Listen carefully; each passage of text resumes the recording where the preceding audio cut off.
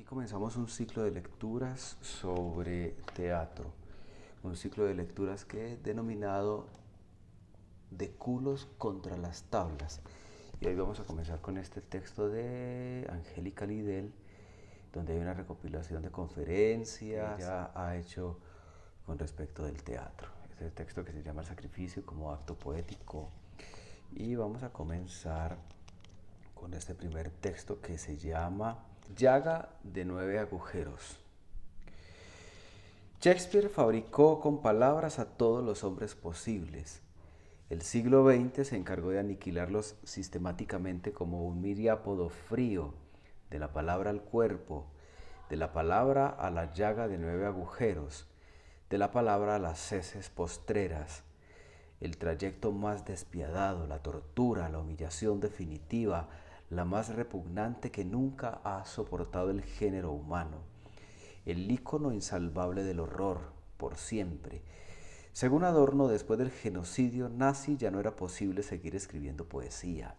Después de las ignominias del siglo XX, después de la desolación moral, después del siglo de los campos de exterminio masivo, se produce una atrofia del lenguaje. La escritura necesita llegar a una tregua con el sinsentido de la existencia, porque de lo contrario nadie podría emprender el absurdo acto de escribir. En manos de Canetti llegó una nota anónima que expresaba semejante impotencia. Ya no hay nada que hacer. Si de verdad fuera escritor, debería poder impedir la guerra. Fue redactada una semana antes del estallido de la Segunda Guerra Mundial. Una semana antes. Una semana antes. Me pregunto si alguien la leyó una semana antes de la guerra.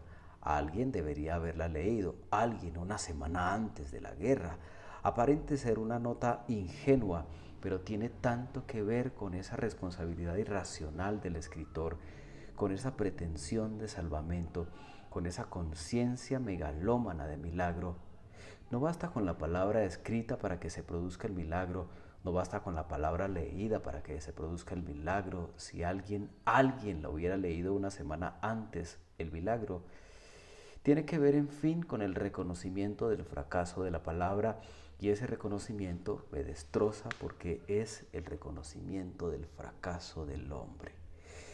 Escribir con la carga del genocidio, escribir con la carga del horror humano, escribir con esa carga insuperable provoca una literatura doliente, temerosa de sí misma, escéptica, una literatura que soporta las aflicciones de la palabra. La palabra nace afligida, débil, precaria, fatigada, inútil. La palabra nace fracasando, aniquilada ininterrumpidamente por lo real, inevitablemente frustrada. No me siento orgullosa de la palabra. Me reviento la cara a golpes cada vez que escribo una palabra. No me siento capaz de salir en defensa de la palabra. Trabajo con la angustia que me produce su fracaso. Para mí solo es válida esa angustia que ruge a causa de un deseo insatisfecho, el profundísimo deseo de contar, es decir, la contradicción entre las ideas concebidas y la materialización de tales ideas. Y trabajo con la angustia por respeto a los muertos. Es lo único que puedo hacer por los que fueron exterminados, un estúpido recordatorio como cualquier otro homenaje. Me llegan ganas de arrancarle la lengua y escupirla sobre la cara de los libros, escupirla sobre la cara de los escritores, escupirla sobre mi propia imagen reflejada en el espejo, sobre esa aspiración artística de manipular los sentimientos humanos. En esta época en la que todos tenemos tantas cosas que decir, en esta época de compromisos ideológicos absolutamente mediocres, en esta época atiborrada de tópicos despreciables, pseudointelectual, en esta época en que las palabras compromiso y denuncia se han convertido en palabras baba asumiendo significados vacuos, en esta época inflada de reverencias a la opinión general, al gusto general, época de prestigio, la cultura de los premiados, en esta época que no ve más allá de los hechos contingentes y transitorios, en esta época de verborrea superflua, el mayor mérito sería no escribir, no escribir, no escribir, dejar de escribir, como Andrei Rublev dejó de hablar. pero sigo escribiendo inexplicablemente roída por el profundísimo deseo de contar, soportando las aflicciones de la palabra, esa palabra que nadie necesita. Todos pueden vivir sin nuestras palabras, sin nuestro teatro, pueden vivir perfectamente esquilmando el supermercado, engordando a sus hijos cuellicortos y manteniendo su insulso puesto de trabajo, pueden vivir limpiando una y otra vez sus pasitos soleados para disimular la bajeza de sus almas. Esa es la aflicción número uno. Nadie necesita nuestras palabras. Vivimos rodeados de grandes por todas partes. Pero sigo escribiendo, debo soportar las aflicciones de la palabra. Aflicción número 2. Cuando el dolor es incompatible con la expresión, cuando el dolor supera la palabra, la estrangula con llantos encadenados. El mundo nos duele, nos debilita y pensamos, ¿qué mierda es esto de la ficción? Ese hombre que me insulta por las mañanas porque no le doy dinero, ese hombre maloliente, sucio, casi ciego, ese hombre del metro, ese hombre es una llaga de más de 100 agujeros. Cada agujero segrega un flujo más infecto y más pútrido. Se está muriendo, me siento asquerosa caminando por mi acera de la decencia. ¿Por qué he elegido el camino de la decencia? ¿Para qué quiero escribir si ese hombre pestífero nunca va a leerlo? ¿Qué diablos le importa a ese desgraciado la palabra y la explicación de la palabra y la escena y el maldito debate acerca de la escena? Me siento asquerosa en mi ridículo púlpito intelectual. El recuerdo del hombre que me insulta me causa un profundo dolor, no tan grande como el suyo, pero lo suficientemente grande para que sea incompatible con la palabra, para que no pueda escribir en todo el día. ¿Qué mierda es eso de la ficción? Pero muy pronto continuó escribiendo, torpe, recibiendo patadas de las contradicciones, dolorida, mediocre, decente, pero mediocre, sobre todo mediocre, soportando las aflicciones de la palabra. Aflicción número 3. La servidumbre de ser hombres que hablamos de otros hombres. Unos pobres seres humillados que hablan de otros pobres seres humillados. En el fondo, hablamos de una sola humillación. Qué sensación de escupitajo amasado, una redundancia triste como una recaída, como un fallo insuperable, un padecimiento crónico originado en la palabra. Un hombre se repite en otro hombre. Me sube un chorro de mierda a las sienes, pero sigo escribiendo, sigo hablando de los hombres humilladas, soporto las aflicciones de la palabra. Aflicción número 4. A veces la palabra obstruye el pensamiento, lo utiliza. El pensamiento se diluye en la verbosidad, en la búsqueda vana de las palabras correctas, en la búsqueda vana de la verdad. Somos un excremento de la verdad. Cuando intentamos decir la verdad, nuestro pensamiento excreta un residuo y ese es el residuo con el que trabajamos la verdad. Puro excremento. A veces me pregunto si mi violencia es un simple recurso estilístico o un hambre de verdad, es decir, hambre de excremento. La violencia y la humildad se contradicen. Me corroe la tempestuosa herencia del cristianismo. Utiliza la palabra humildemente. Sé humilde. ¿Es posible ser violento y humilde a la vez? Sigo escribiendo con violencia. Pobre niña carnicera, mi vida infantil en la perrera donde fermentan las aflicciones de la palabra. Aflicción número 5. La obligación de la inteligencia. Esto, más que ninguna otra cosa, nos convierte en vanidosos. Tengo un concepto pesimista de la inteligencia. La inteligencia no es suficiente, no es suficiente. La inteligencia no acepta el misterio, no se nutre del misterio. Detesto el concepto inteligencia. Admiro el concepto ansia. El autor no debe mejorar al idiota, al ansia del idiota. Debe ser idiota, el idiota cargado de ruido y de furia. No somos importantes, no valemos nada, simplemente somos llagas de 9 agujeros y el ansia nos hace tarados, incompletos, más humanos y seguimos soportando las aflicciones de la palabra. Aflicción número 6. La comunicación. La literatura no debe imitar a la comunicación, no es comunicación, la literatura no es comunicación. Los conceptos están tan pastoreados por la comunicación que hay que volver a explicarlos. Godard dice, la belleza al mismo tiempo que la explicación de la belleza. Hay que volver a explicar lo bello al mismo tiempo que lo mostramos. Lo dialéctico, la explicación de la obra, se convierte en algo más importante que la obra misma. Es como si los resultados fracasaran. La obra no alcanza la supremacía estética necesaria. La obra se frustra en el desfase entre lo deseado y lo obtenido. Fracasan las formas de representación, la explicación no es más seductora que la obra que explica. Tal vez las verdaderas obras contemporáneas son los discursos, tal vez este mismo discurso es la obra, no las que he escrito durante 10 años, este discurso es la obra, tal vez convertir lo didáctico en obra, quemar las obras, verlas arder en la montaña, con la montaña, soportando la aflicción. Aflicción número 7, la aprobación. La palabra busca la aprobación constantemente, busca la aprobación general. La palabra ama la opinión general, ama el poder. Pero el mundo está fundado en el sufrimiento y en el mal, y la palabra solo puede ser usada para ir contra el mundo, para rechazarlo. La palabra solo puede ser usada para ahorcarnos contra el abotargamiento comunista, contra la borreguería tribal.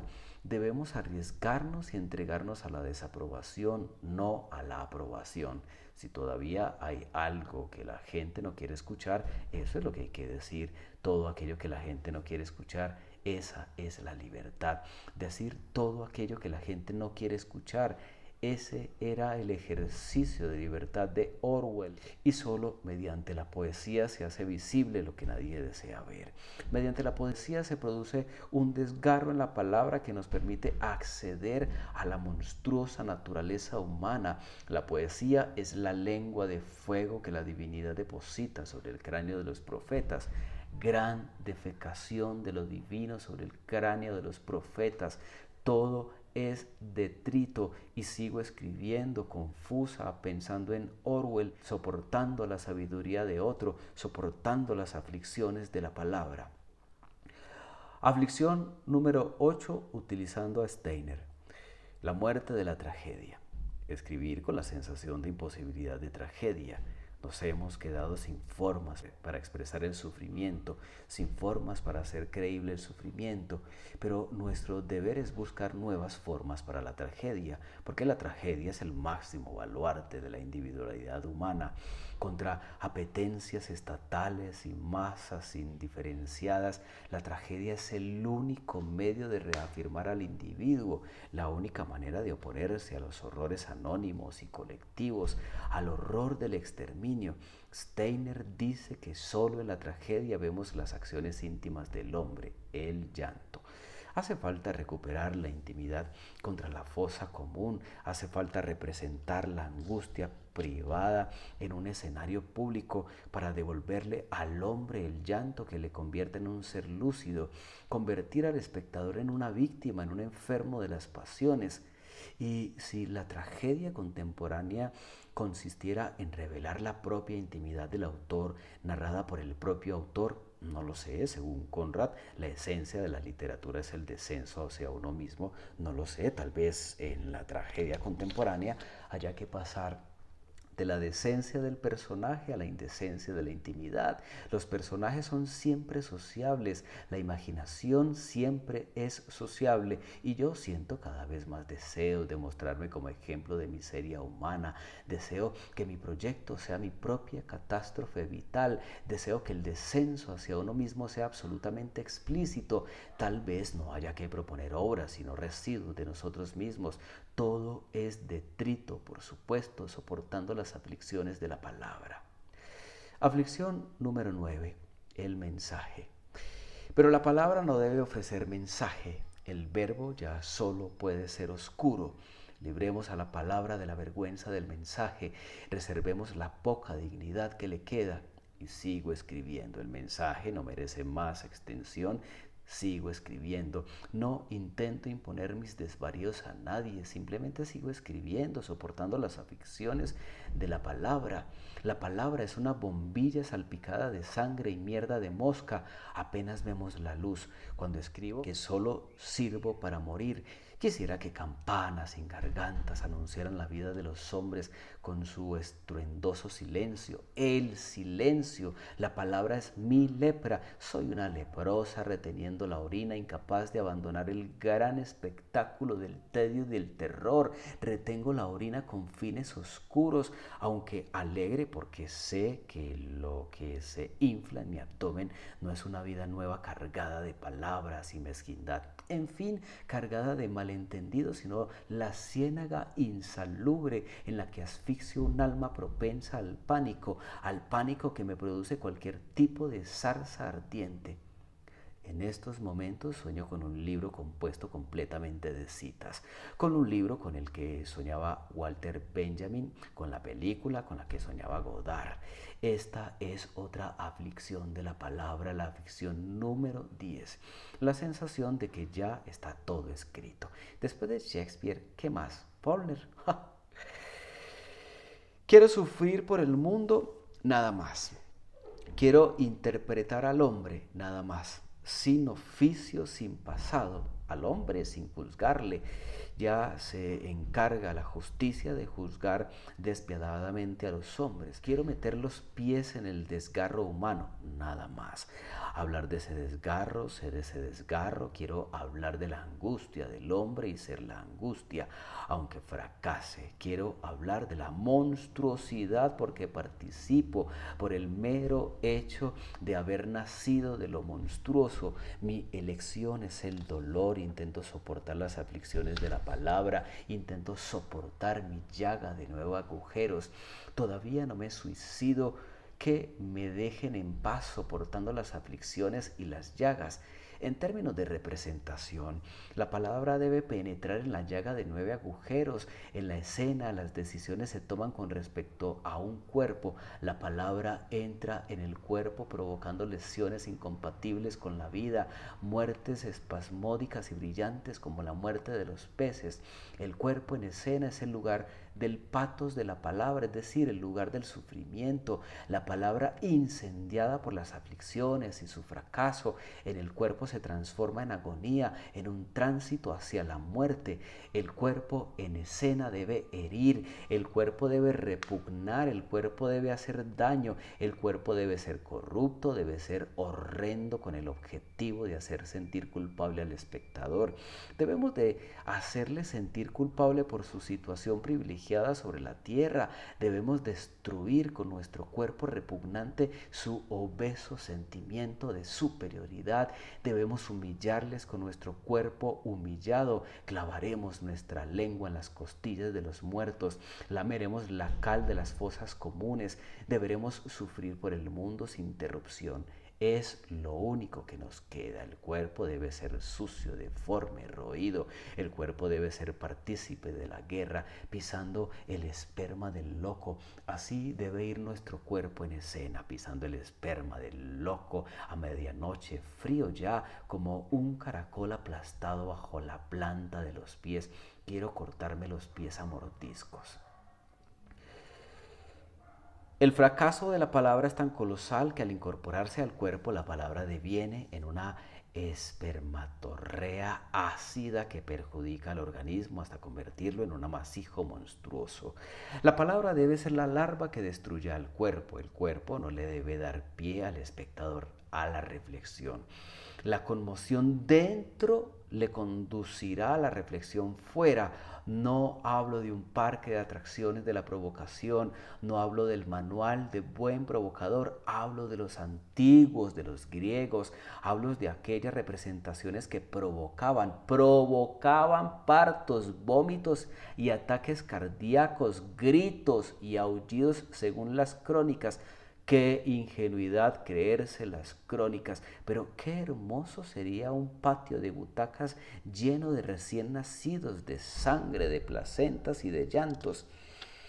Si la vida consiste en soportar la humillación a la que nos someten nuestros 9 agujeros, quizá el cuerpo tenga que convertirse en el objeto de todas nuestras preguntas. La humillación es consecuencia de lo puramente corporal: sangre, excrementos, semen, orina, mocos.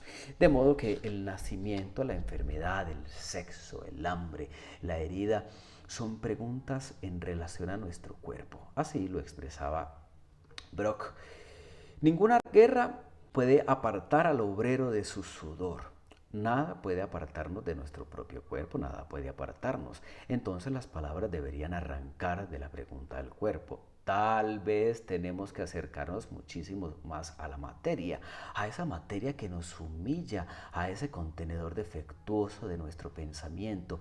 El cuerpo supera a nuestro pensamiento del mismo modo que la guerra supera la voluntad humana. ¿Cómo influye esa superioridad en términos de representación? Utilizando el cuerpo como un elemento más de intervención artística. Por supuesto, la palabra interviene en el cuerpo como una cuchilla, como una hoja de afeitar, como un bisturí. Esos son los objetos que la palabra utiliza para oficiar su sangriento ritual sobre el cuerpo. La palabra hiere al cuerpo, lo destruye. El dolor y el sufrimiento serán las consecuencias de la palabra. A veces pienso, ante el terrorífico espectáculo de memes de bienestar pacato, a veces pienso que solo nos queda el agujero del sexo para protestar. Recuerdo a un personaje de Guidegan que hablaba de fornicar en las trincheras. Era lo único que se podía hacer, fornicar en las trincheras. Se fornicaba de una manera convulsiva y febril. Era lo único que se podía hacer, era la única expresión de libertad, era lo único que podían hacer contra la barbarie, contra la opresión. Y yo a veces pienso que hay que utilizar el tabú, ya no solo para luchar contra la represión y la memez, sino para medir, utilizar el tabú como instrumento de medida, para medir la represión y la memez, para medir el racismo, para medir el grado de conformismo degenerado de la sociedad, para medir la pobreza mental, para medir la imbecilidad. A veces pienso que es necesario utilizar los agujeros más relacionados con el tabú. A veces pienso que solo nos queda el agujero del sexo para protestar contra los agujeros de las heridas injustas, el agujero del sexo como cuerno de oro por el que derramar chorros de libertad, la palabra saliendo del culo, del coño, de la polla, la palabra siendo objeto de felaciones infinitas. La palabra nos arrasa cuando entra en el cuerpo y nuestra materia masacrada la devuelve al mundo agitada por un orgasmo salvaje. De nuestros agujeros más obscenos salen políticos, jerarcas, empresarios, militares. Sale el poder completamente violado. Salen de mi vagina listas interminables de tópicos como tenias. Esas tenias de tópicos deben colgar de nuestros agujeros, sucias ya. Admitámonos en la suciedad. Nunca me fiaría de algo demasiado limpio, de algo que exhibe la limpieza. Sueño con un hombre Pasolini que desgarre el culo de un hombre Berlusconi. Ese es mi sueño. Sueño con niños afganos que metan el puño por el culo del papa para alimentarse de sus intestinos. ¿Qué podemos hacer con nuestros 9 agujeros? ¿Qué podemos hacer tan inútiles todos y tan decepcionantes como la palabra que a su vez sale por otro agujero, la palabra que se convierte en un excremento más, en una hez, en un moco, en una humillación más para el hombre? Todo es detrito. No tengo ni una sola respuesta. El sistema intelectual demanda respuestas inmediatas, pero no creo que haya que manejar el ámbito de las respuestas, sino el de la confusión. Para Canetti la respuesta no es nada, decía.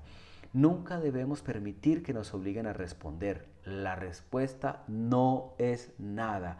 Estoy cansada, realmente cansada. Hablar de la palabra me produce una sensación de eructo, me produce un mareo, una ansia de mudez, un deseo de no volver a utilizar la palabra nunca más, un deseo de dejar de comunicarme con mis semejantes, un intensísimo deseo de mudez, un intenso deseo de coser todos mis agujeros.